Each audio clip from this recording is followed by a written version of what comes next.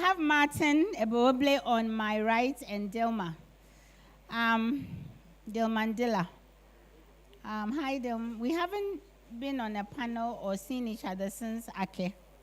Yeah. Yes. Is your mic working? I think so. Okay, and then Martin Yeah, is working. like Martin.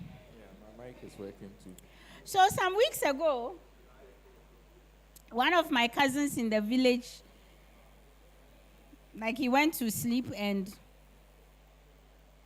fell into a coma or something. He's not a favorite cousin, so. So they took him to the district hospital, Mankasim. And I didn't know and I'm the one footing the bill, so I can tell the story. So it turns out he drinks a lot.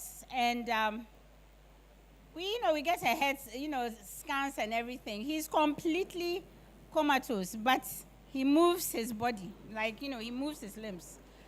So the doctors are saying alcohol something. And while I drink, there are some members of my family, they don't drink at all. And I don't even know where he popped up with his alcoholism. Apparently, he drinks a lot. And he's a farmer. So we do everything to try. The doctors they are really trying, I have to say, for a public hospital. And it's a puzzle. Well, the short of it is that he has since opened his eyes. But while I'm being asked to send money back and forth, one of my other cousins calls me and says, she says, you know me, I will tell you when I have to tell you something, because, my family, they think I'm difficult. So she says, it's all spiritual. I said, I've been in Ghana for over a decade now. When I first came, if you told me something was spiritual, I would just cut the call. It's not that I believe it's spiritual, but these days I let them finish. So I said, is it really? She said, yeah, there is a pastor or some man of God who can see things. And she says, you understand when I say he sees things? I said, yeah, like he has a third eye. She's like, yes. And so we called, and over the phone, he's able to diagnose that it is because he's in a love triangle. And the other party, the other guy, has done something spiritual. So I just listen and listen. And all the while I'm thinking, well, if it's spiritual, why are you guys asking me to foot the... Why don't we just take him home? Like, why am I footing this bill? But I let her finish and I say, okay. In the meantime, I tell her, I've baked some muffins. Yours is on the way. I had nothing to say, right? But I've been in Ghana long enough, back home long enough to know... I can't dissuade her from what she's saying. I cannot make people disbelieve. So it's spiritual. So this is where we find ourselves. All of this is to say that, one, I think that fantasy is more suited to African storytelling than not. And Martin, just before we started, you were even talking about science fiction maybe having started in the West as a category of science fiction.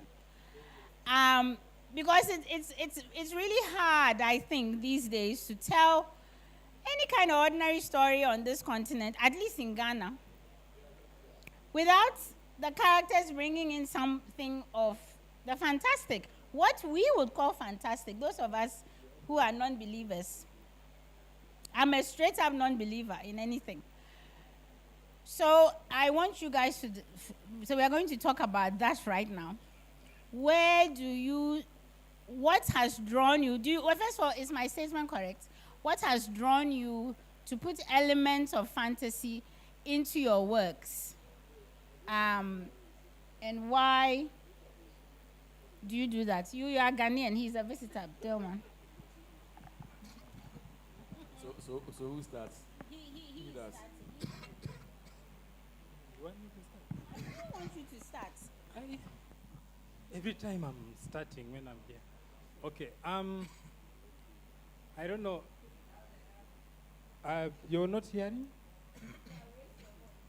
No, I can't. It's the microphone. I think it's now on. Are you here?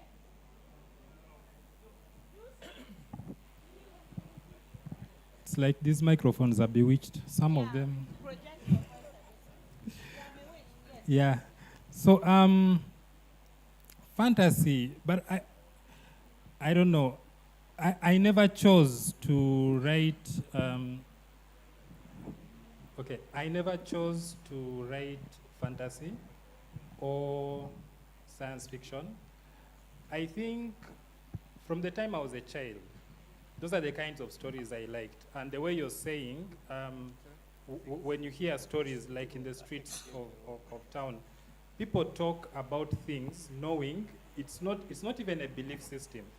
It's there. And it's not like this happened to, or this might happen, but they will know that this is what is happening and this is the other life. So by the time I wanted to be a writer from a very early age, when I was 15, that's when I started writing. But most of the books I was reading were books like for Stephen King and those kinds of speculative writers. The African writers at that time, they were like the Chinua Achebes, and they were very educated in the sense that they were disassociating themselves from what happens in real life along the world. Like they weren't telling any stories that anything that was considered supernatural, they will take it out and say this is not realistic. Yeah. So there was an expectation for African writers to stick to the kinds of works that Chinua Achebe was putting out, which was very logical and very realistic, to be in quotes. And then, so I struggled because I knew those were not the kinds of stories that I wanted to write until I read Amos Tutuola. I was in university, and there was a huge library. And then I found a book. First, the name was African, but it was not a name that we had encountered at schools. And then I saw the title. It was The Feather Woman of the Jungle. And I picked it at once. I remember stealing that book. I don't know where it ended up, but I stole it from the library. And it was these weird stories about a woman who has feathers, and she's living in the jungle. And it was a collection of short stories. And that was when I actually realized that, there are Africans who are telling stories about things that we hear in the streets and not just things that we are taught at school. So in the early 2000s, that's when the internet was just booming. And then I was really hungry to be a writer. And I would look at all the journals, all the literary magazines that were touting, like as an African writer you could submit to. There were very few. I don't even remember. There was Goanu's books. I think it's still there, but there were very few. And strangely, all of them were not paying. But then because it was the internet, I found this other world of genre fiction magazines that were doing science fiction magazines, anthologies and all that. And they were all saying, we pay you, submit, we pay you. And a lot of these other works, these literary magazines, some of them you had to pay to submit. So I remember the first horror story I published was in 2005. It was the first paid thing. They paid me, I think, $25. It was a story about zombies. And, so kind of, I just found myself going there.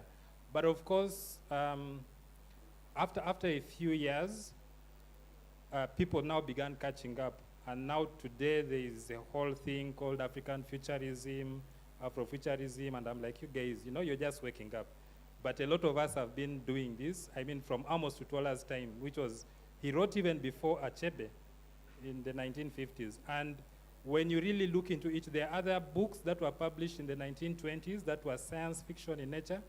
I forget the authors, but they were all Nigerian or West African. There was one about aliens coming into some village, but it was really a metaphor, the aliens being white people and things like that, yeah.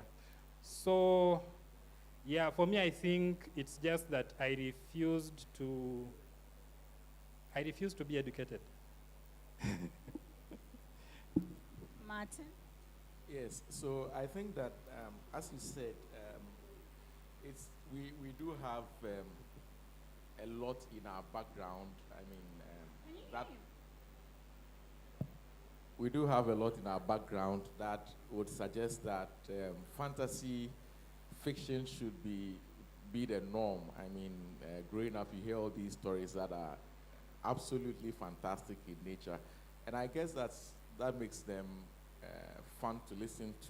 You know, the ghost stories, the stories that have all sorts of bends that, I mean, really you would not meet in any rational setting. Those were the stories that had a kind of a grip.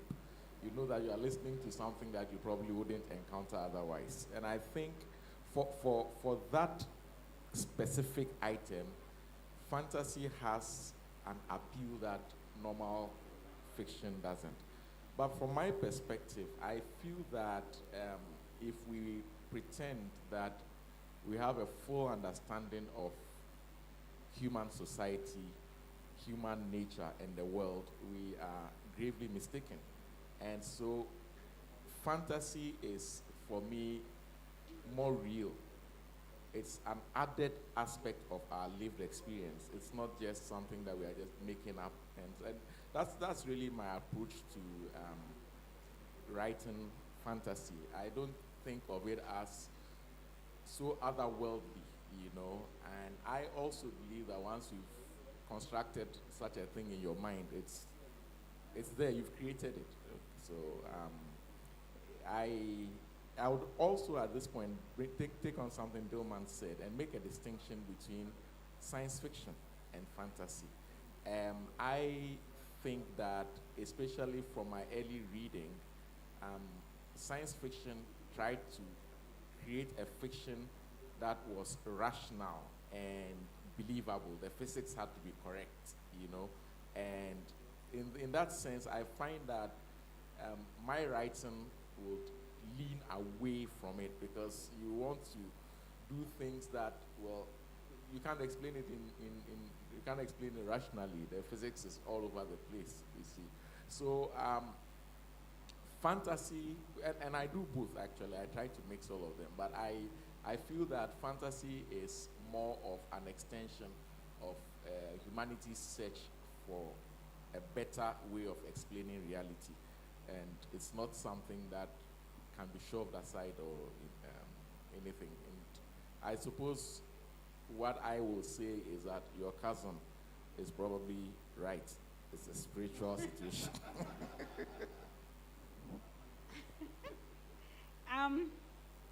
Because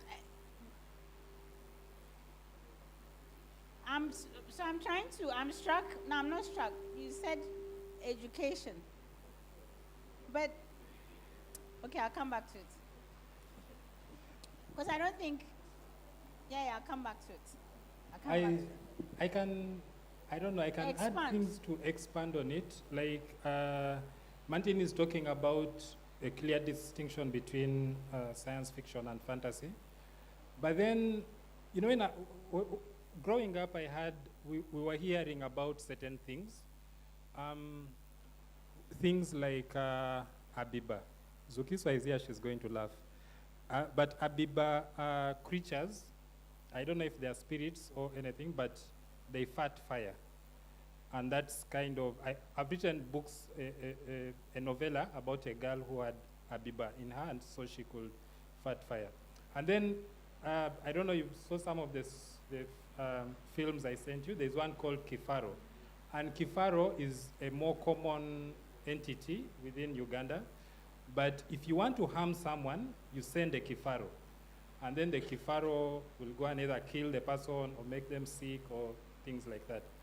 I remember my first encounter with the Kifaro. We were visiting some village, and there was a calabash on somewhere. And people told, oh, don't go there, they have caught a Kifaro. And I looked, I saw the calabash, it had a chicken head and something. I said, no, pass like this. If you go there, you know it can be dangerous for you. So they're talking it like the way you'll say a pothole, and say you will fall in that pothole if you go there. And it was like a very normal thing. So eventually I began now trying to research on Kifaro and Abiba and how they came about. And there is sketchy information because even the people who talk about them, they do not really know because it's just, you pass it on word of mouth, word of mouth.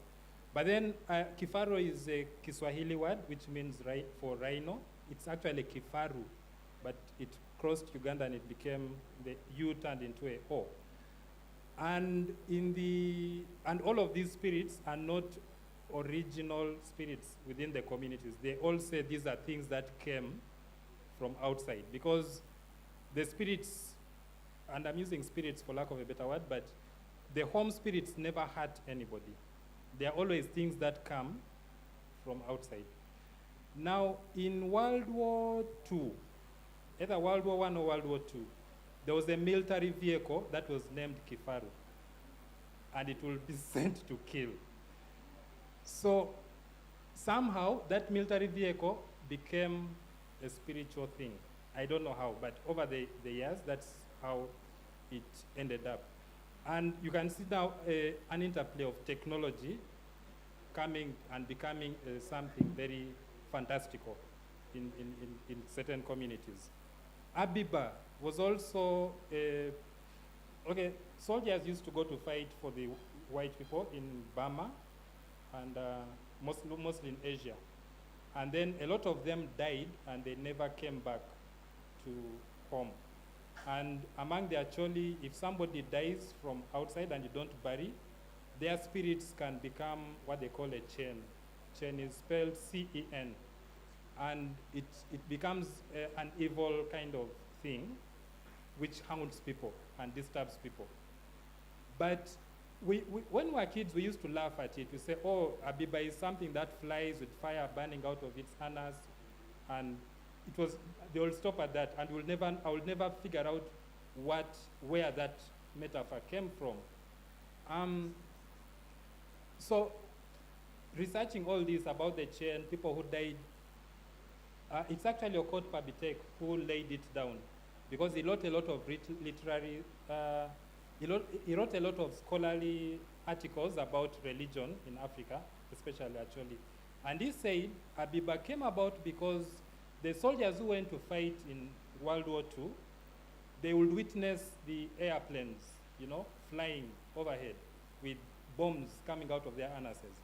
And that somehow translated into a spirit that attacks people in Uganda. So I read that after writing my book. So in my book, it's a good person who has this kind of power. But I realized, oops, I've turned an evil thing into something good.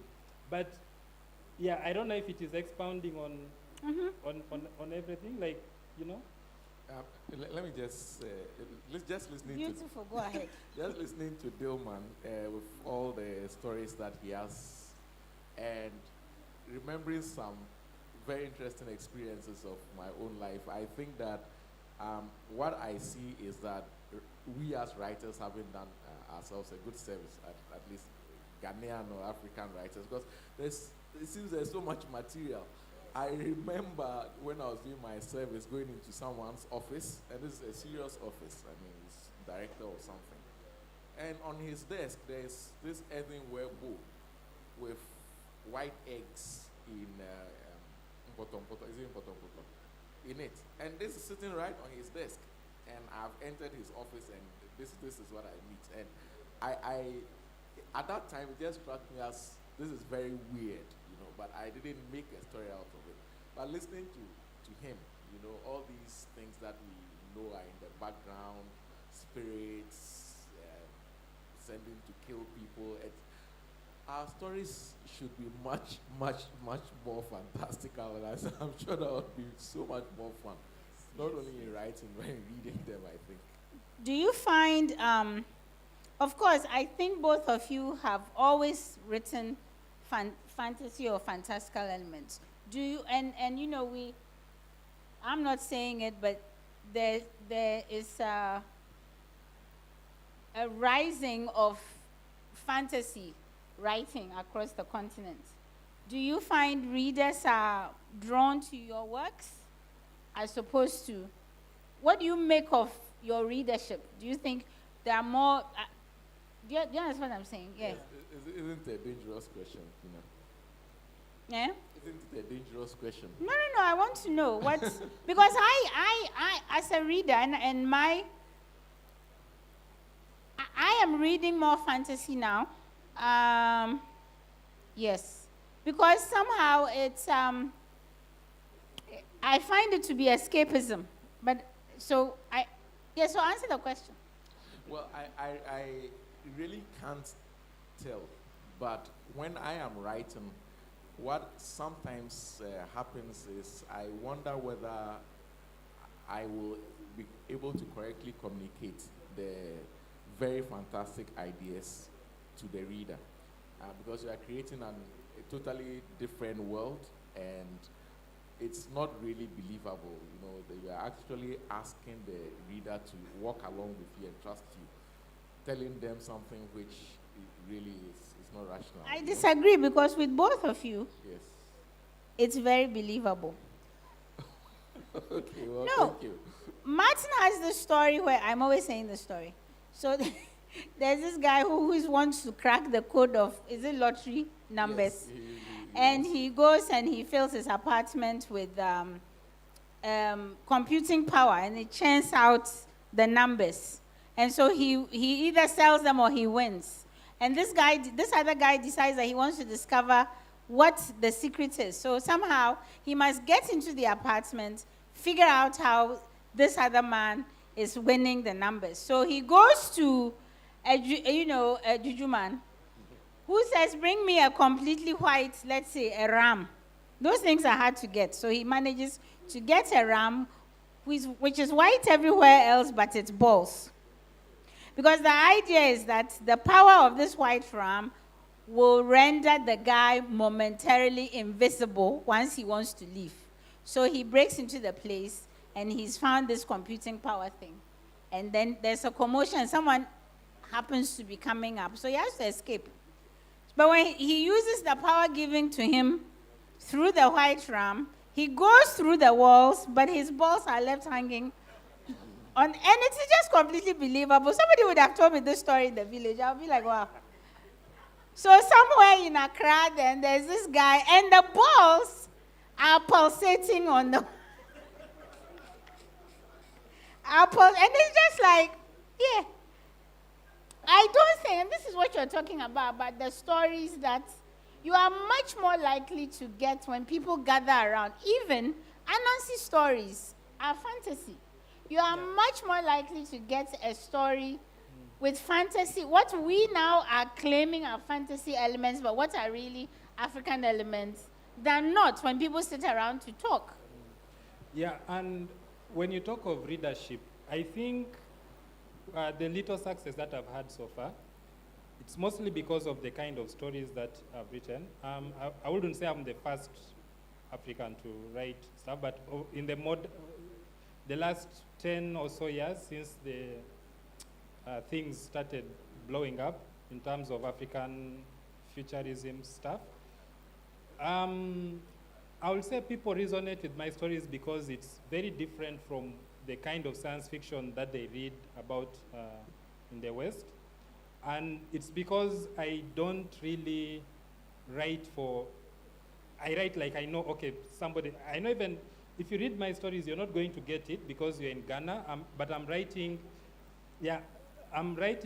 a story set in a very specific culture in Uganda. And so some Ugandans will get it, they'll see Abiba and they say, oh, I've heard about this, but you have not heard of Abiba before.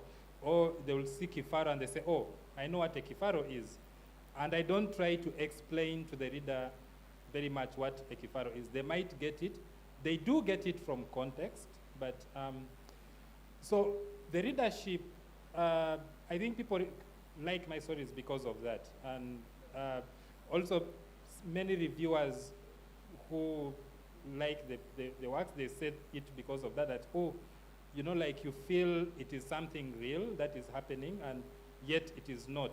And those are the kind of stories that I grew up with. The problem that I'm finding with this boom is because, now all publishers are like, yes, we want African futurism stuff, we want Afrofuturism stuff, we want, and the problem is they are writing books for the Western market.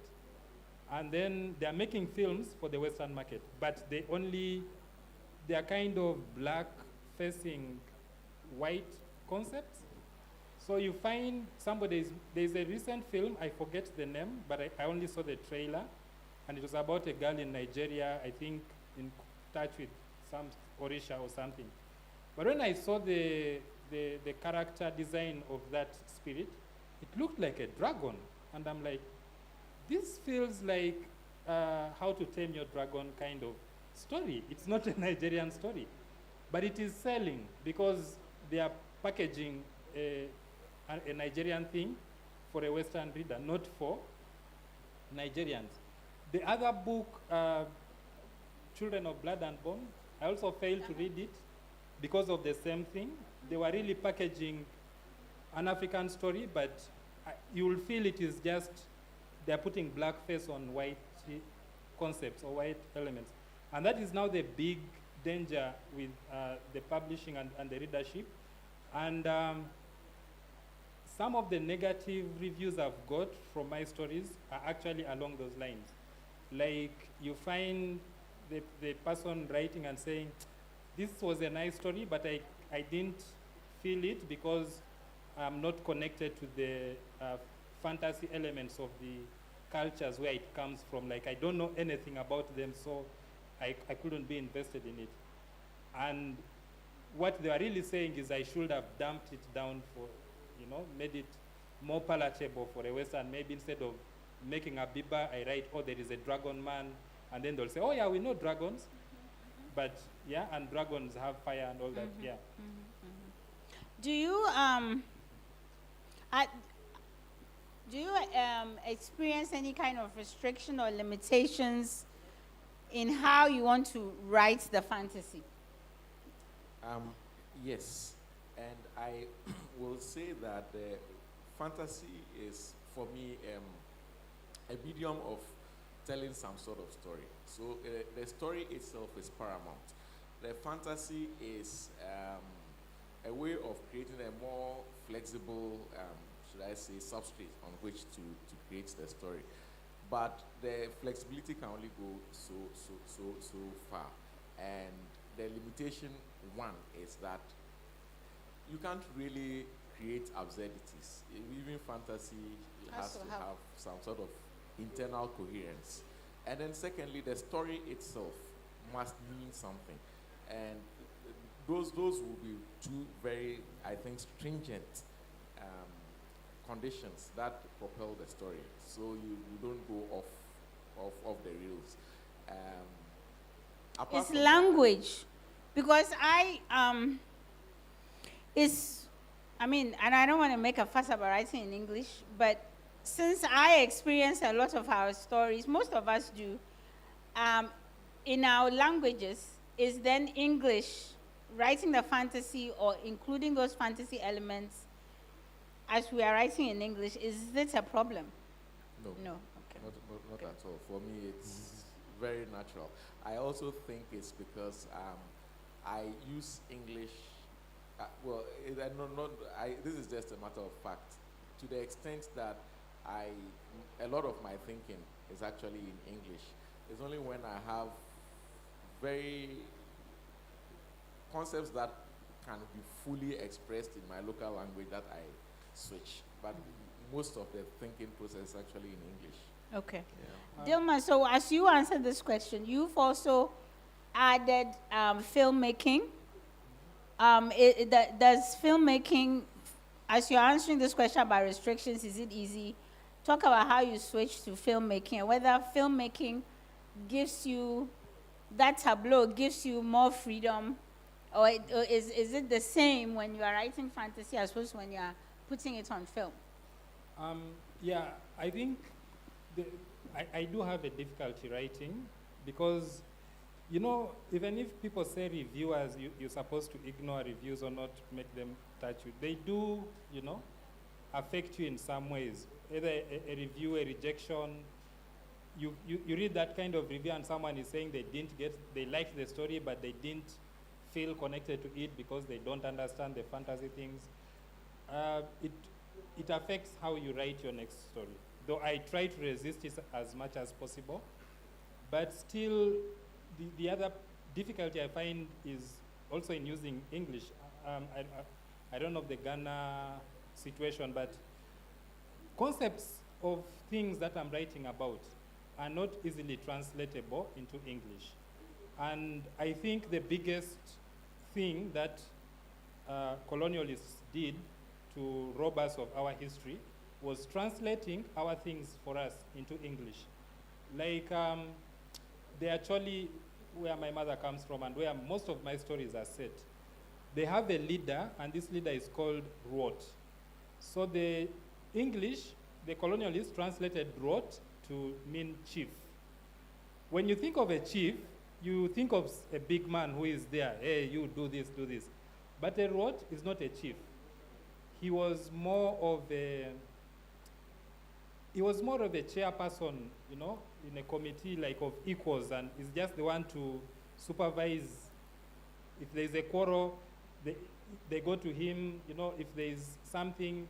So he wasn't a ruler, but he was a mediator of sorts, a custodian of land, of customs, of the things. But because they interpreted him as a chief, it even changed the nature of that office and the nature of governance. And then the colonialists could not even, because you read the old text and they're like, actually people don't want to be subjugated to chiefs. They don't like, and the British got the most resistance to their rule from what?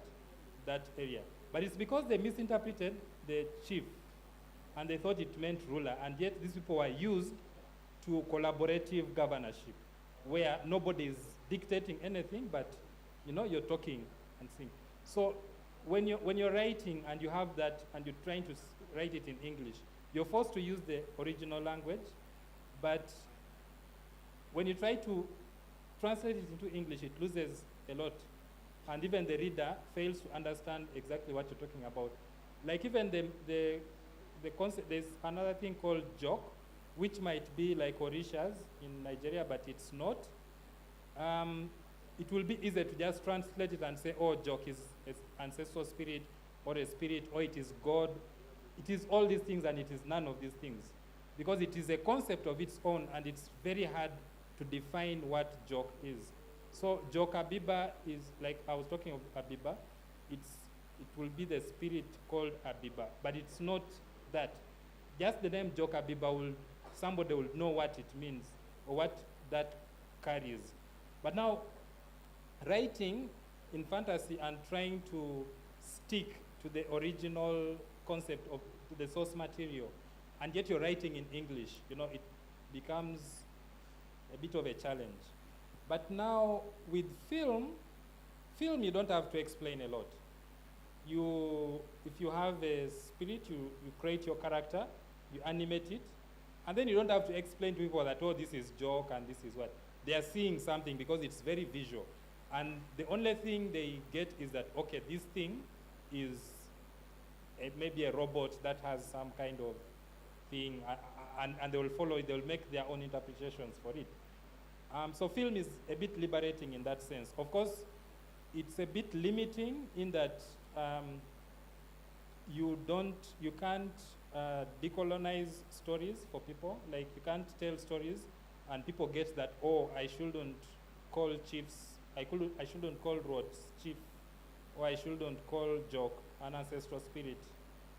But at least you don't have to, there's some liberty that you get from just using visuals and people following the story. But I disagree. Let's see. I don't think we need to explain. The chief thing they did here in Ghana, so I'm fancy, we are matrilineal. The whole thing does not translate to what the British would consider what their patrilineage is. And they said, we also have chiefs. The wife of a traditional ruler is not the queen in my system. It's the oldest, highest ranking female member. Then they call that person queen mother. Makes no sense. In fact, the head, the ruler of a village is Odikro in Fanti. it has no translation. Like that does it? It doesn't. If I try and maybe it does not. The traditional rulers, what they also call chief of the traditional area, is Omahin. Oman is state. Hin is leader. It's not chief. It's not chief. It's not chief, and it's not a king. It's not that a king is higher, a chief is lower. It's none of those things. So, but I don't think that we need to translate it. It's an issue, I think, and chime in, of familiarity of our fantasy elements, right? So, if you showed me a movie where a ninja is doing a lot of things, I know what a ninja is. I have familiarity with, I suppose, the Japanese source material. And no one has to say that in it. You don't have to tell me. I just know what it is. So I think it's an issue of familiarity of the source material. It shouldn't be on us to translate. It's just something. You see what I'm trying to say? What do you think? I fully agree. The problem really is that we do not have sufficient sources of this source material. So when I think about my writing, I think that a lot of my, let's call it demons, are westernized. I mean, I really will struggle to make recognizable African demons enter my story, which is a challenge which I would really love to. But where do you get to learn about these things, to find authentic sources that have percolated into the society? So it's not just you talking about them. Other people are familiar with it. Martin, all your relatives are good people. No, if I talk to somebody, I say Satan, for example, the connotations that it rings, I mean, you don't really have to explain all the way. If I was to try and find a Ghanaian analog, Bonsam. Oh, but ordinary, we have this thing where we say Yimpabuan as a bad person. Yes. But it doesn't really match with something like Satan. Satan has a full description, which doesn't match anything which I know of locally.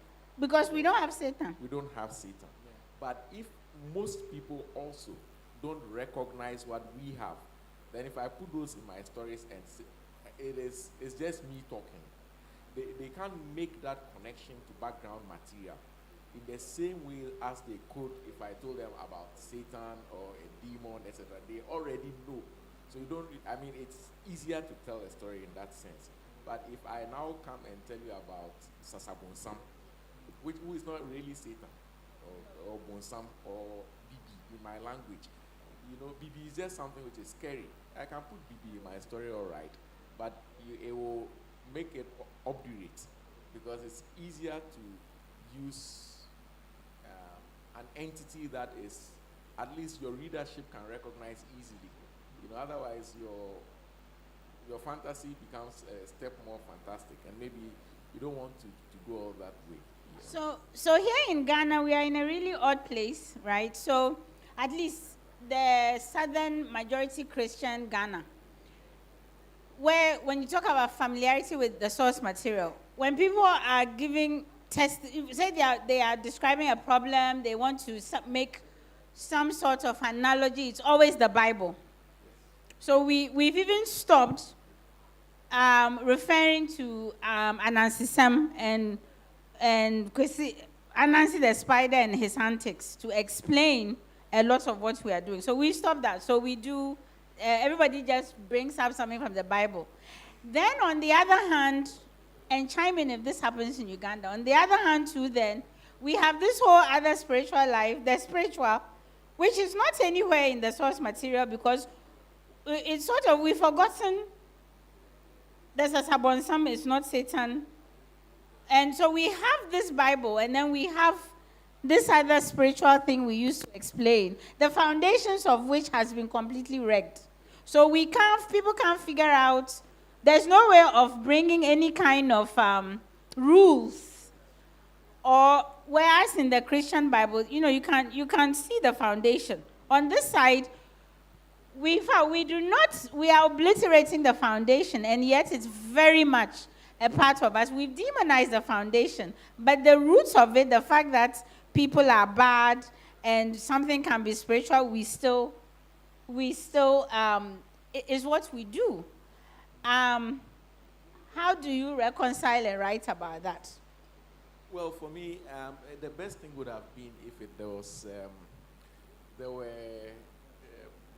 let's say, reading material. I mean, from my perspective, that would be the easiest way to, so that people, I mean, even if it's not really present in schools, in society, at least it's there somewhere where you can put, maybe even if it's a footnote, but it's something which, at this point in time, I believe it's, if not a lost battle, then it will be lost in a few decades, in the sense that whatever explanations of the external world, more or less, if I put it that way, that we used to have in the past, it's lost. And I say this because, in general, other places do not only rely on rational explanations for things, but then there is a certain, you can call it rational spirituality, which you can always refer to.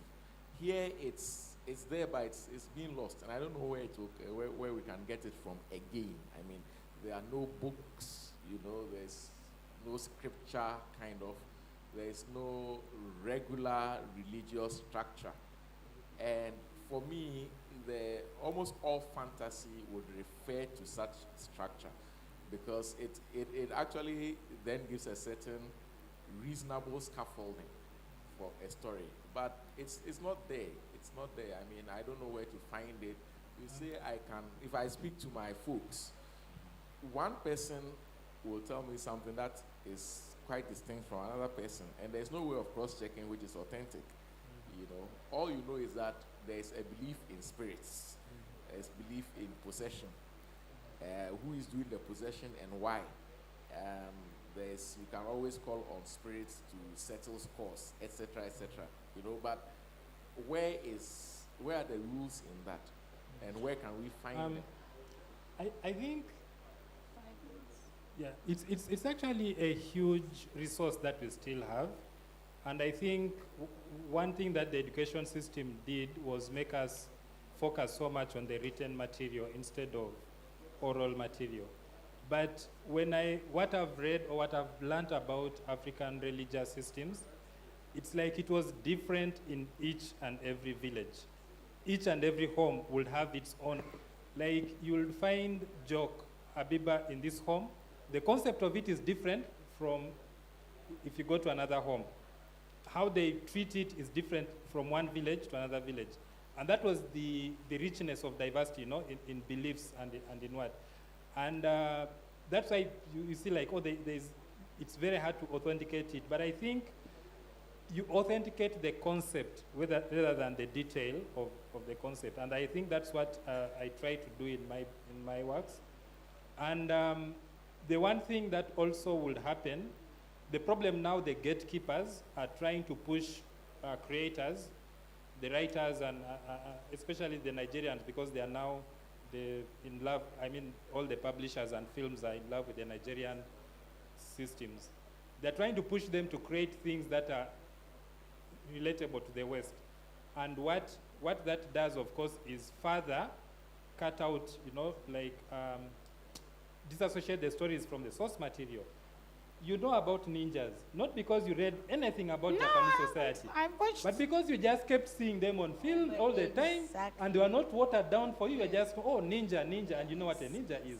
So if the gatekeepers allow creators to write authentic stories, about, I don't know the creatures here or the entities here, but if I keep writing about Jok Abiba, Jok Kifaro, or all these other jokes that, keep coming up in my story, eventually maybe one story will become popular enough that people will say, this is Jok Abiba, without even having again to go back to a source material. But it comes down to publishers and the big publishers and what they are looking for and what they are trying to push out. The danger I've seen is that most of the books that are coming out, if you look at something like Black Panther, it's really an abstraction of all cultural aspects, and it doesn't do any culture in Africa any justice. It just maintains that colonial thing that there was really nothing in Africa, there is nothing worth it, so we just have to create abstractions in order to create, and then the source material keeps being distanced further and further away from our stories. Let me say again. Questions?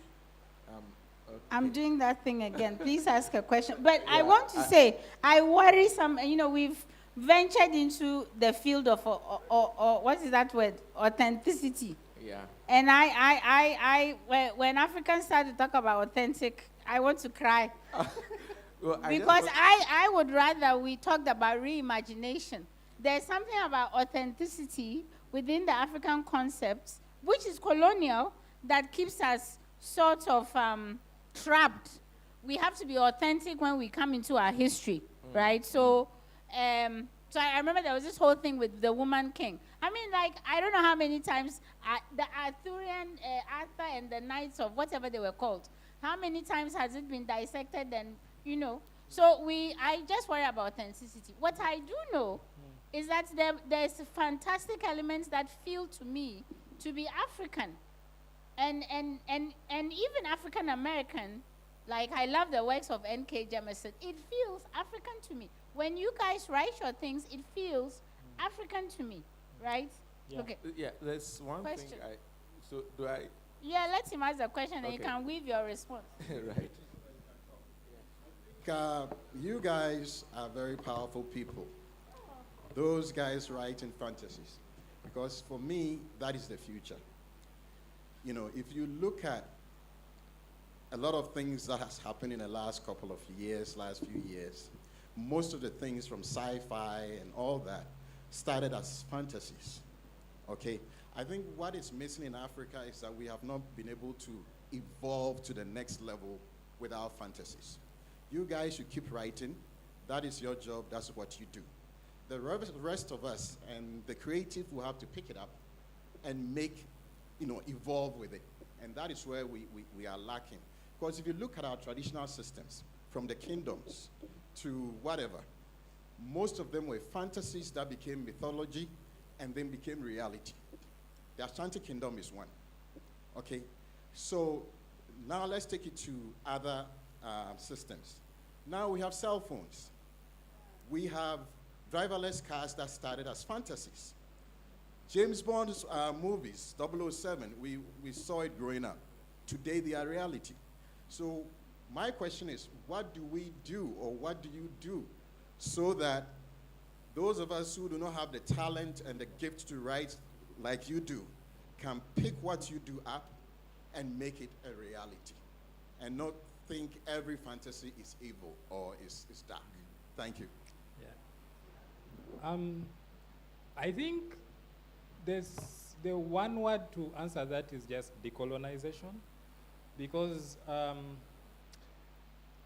maybe I add, like, with authenticity, what I'll mean is, when you're creating an Orisha entity and then you make it look like a dragon, you're losing a lot, and you're telling Africans that actually your mythology is not worth it, and so you're not going to get any local solutions to problems. I'm writing. The last few years I've been obsessed with creating a governance system that is based on actually traditional ruling systems, in the sense that we didn't have centralized leadership. People would sit under a tree and, figure out what is happening. And this was a nation, actually were about maybe 200 to 50,000 at the time of colonization. So it was a huge nation. But of course, the British, when they saw this decentralized system, they were like, this isn't really, it's not civilized, because they thought where there is a king, where there is a dictator and an authoritarian leader, that's where there is civilization. So where there is no kingship, then there is no civilization. Very wrong concept. So when I get, when I use this leadership system as source material for my futuristic world where we've reached a point and people are using phones to deliberate as if there's, without a central government. It can only happen if Africans decolonize themselves and realize that actually there is something good in what we had before colonialism. But at the moment, everything African is ridiculed. I know that, at some point, somebody in Uganda said they are making a phone, and what they got was laughter. Rwanda, I think they announced they were going to make a car, and again there was laughter on social media. Who will drive that? You get. So there is no way innovators in Africa will take up creatives and create something if we still think, everything comes, everything good comes from outside. And the problem, of course, there is a system, there is a colonial system in the publishing world, in film, where you have to go to the West to be successful, and you have to appease to the West to be successful. And so it is kind of like a snake. There's that thing of, feeding itself. And then, and it translates into the economy, it translates into technologies in Africa, and translates into everything. Yeah, well, thank you for that question. I will try and answer briefly. I think that the ideas come from all over, and thank you for believing that our writing will bring forth interesting ideas that people can develop into decent technologies in the future. In many ways, I think people who write originally new ideas are just enjoying themselves at the bottom of it. And many, many years down the line, science makes it possible to actually actualize that. So I think that there are many, many things that make an idea work down the line. I don't know how much time we have. I just wanted to say one thing and link it to one of, for me, the most fantastical thing I have tried to write. And because we've spoken about something like concerning that before, this afternoon, really, this has to do with an entity, an individual who has died and finds themselves in the afterlife. And we try then to construct a new kind of system of isolation and ultimately punishment for this person. But if I think about it, punishment of a person in the afterlife, I don't know if it's an African concept. No. I hope you understand. So I've written this entire thing with most fascinating and excruciating punishments for this person. But in my head, I know that this is an European concept. This is a Western thing. Someone dies and is punished for what they've done in this current life. I do not know whether it is. I haven't come across that. Like you die and you join the ancestors. They can't reject you. That's the thing about when you are writing from a certain kind of perspective, you don't have enough source material. What does it look like locally? And so that story which I wrote, which was actually a stretch of the imagination, I know that if I really push, this is not based on an African way of thinking. But the punishment was that nobody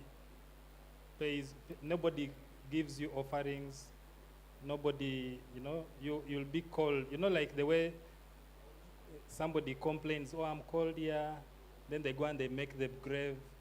If you're a bad person, that is the punishment you get. Okay, but on the other hand, we are closing. But on the other hand, Martin, you also, we have to meet our people where they are, right? So while we talk about decolonization, unfortunately, we cannot erase the burden of it. So now people talk about judgments. When people are having arguments and quarreling in the village, which I love to listen to and engage in myself, how they rain down the judgment of God on people. Yeah. You understand? Cultures So evolve. it is now very much like they use God to curse you and Kasai, and you will not have peace in the afterlife. So it's now become us. No, cultures evolve. That's the right thing. Like, you take what is there now and you mix it with what was there, and you get your new thing. I have to cut us short. Our time is It's up. gone too far, too fast. Thank you, Martin, and thank you, Dilma. Dilma is also a filmmaker. He has a list of shorts, and we'll find a way of distributing it. I think they got your people's registration numbers, and his book is A Killing in the Sun. There are two books. That are they here? Yes. And Martin has two short story collections.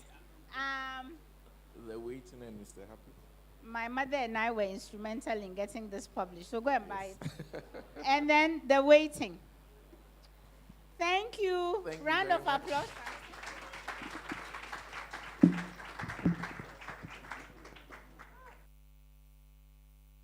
Thank you very much to our panelists.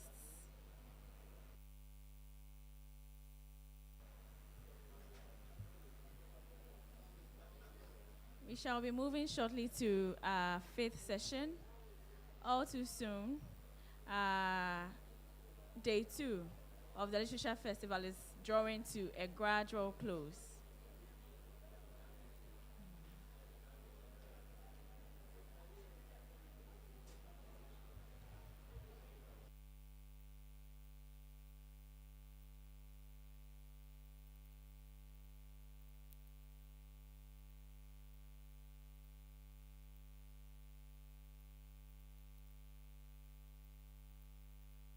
Our next